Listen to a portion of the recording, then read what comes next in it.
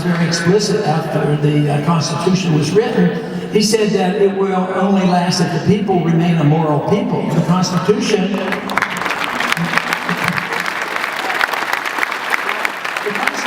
was not a perfect document. It was a very good document, but he said it depended on the people. So we still have to deal with that, and this is where I think we come up short. So we can complain. I complain more than anybody else probably about what the president's doing, what the Congress is doing, what the judicial system is doing, especially what the bureaucrats are doing, because they shouldn't be doing anything.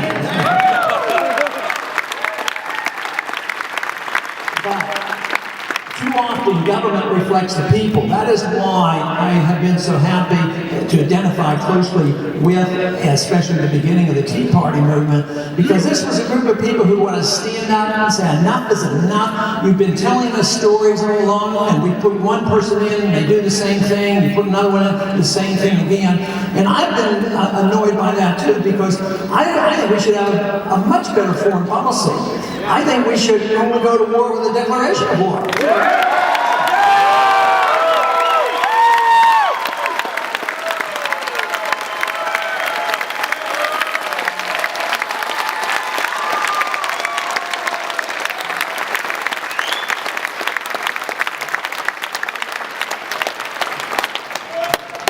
Some people think that's pretty old-fashioned, especially this administration. But then again, I guess we can't challenge him, because I would like to see a lot more peace and a lot less war. But since our president has won the Nobel Prize for Peace, I guess we're not allowed to be critical of him.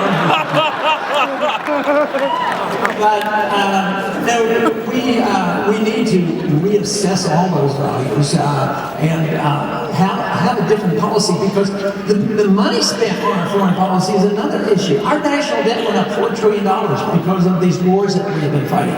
But this very week, Panetta was before a Senate committee. Anybody see that video on Panetta? Yeah! I mean, this is astounding, but thank goodness for the Senator Jeff Sessions, who was there, who was present. But Panetta was essentially saying that, well, they were present talking about Syria and other places going in without congressional approval. He says, but we get approval from NATO and the United Nations. Thank goodness Sessions was there. He said, when did this happen? What's going on here? And when Panetta was pushed, he says, oh, we will inform the Congress. I think they have things a bit twisted.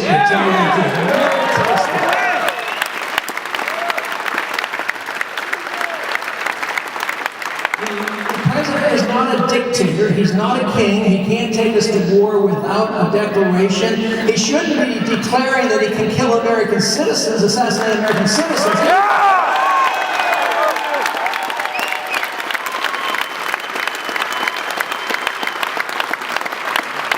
He shouldn't be able to write law. Only Congress can write the law. The executive branch has been writing these regulations. They have the form of law, but what in addition to the executive orders?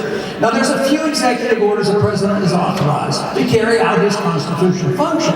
But a couple weeks ago, he was frustrated with the Congress not passing some rigid environmental laws. He said, it doesn't matter, I'll just write an executive order to do it. This is not the way it was supposed to be.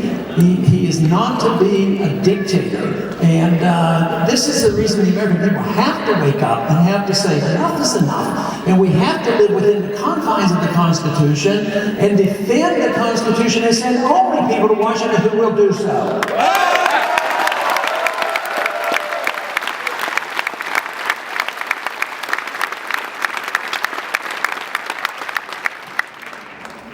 But unfortunately, we keep moving in this in the wrong direction, because even the Congress gave the authority to the president to arrest American citizens now.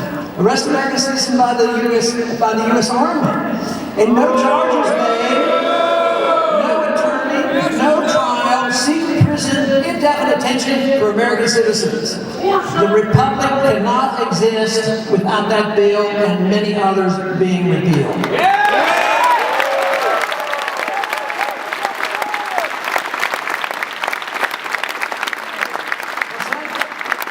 Some executive orders are legal, most of them are illegal, but I do believe a constitutional president can use an executive order to repeal executive orders when they should be.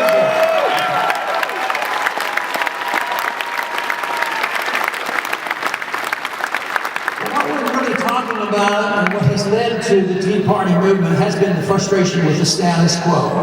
I had frequently said my opponents very often are representatives of the status quo. They're talking about continuing the same foreign policy. They're not talking about changing the monetary policy. They're not talking about real cuts. They're not interested in repealing the Patriot Act, which is an abuse of our Fourth Amendment rights.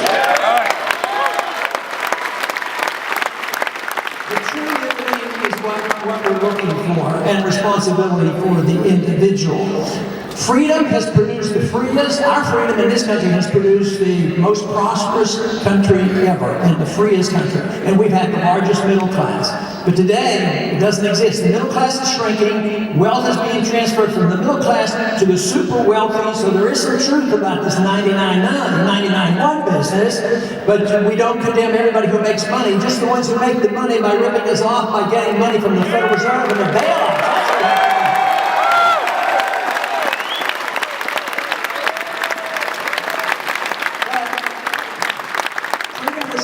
It did well, we gave up on it, we became more interested in the materialism that is produced by freedom, and we have lost our way because we're not producers anymore. The jobs have gone overseas, and we are living off debt, so it has to be reassessed. And the experiment of freedom is going to exhaust itself if we continue to do this. And this is the reason that we have to state very clearly what we believe in, and that is our individual freedom. What made America great? The experiment should not die. And for those who tell you you want to go back to the Dark Ages, let them know that the Dark Ages was tyranny and big government. It's been around for 6,000 years. We've only had a small taste of liberty, and we like the taste. We're not going to let it go. We are going to defend the cause of liberty and wealth.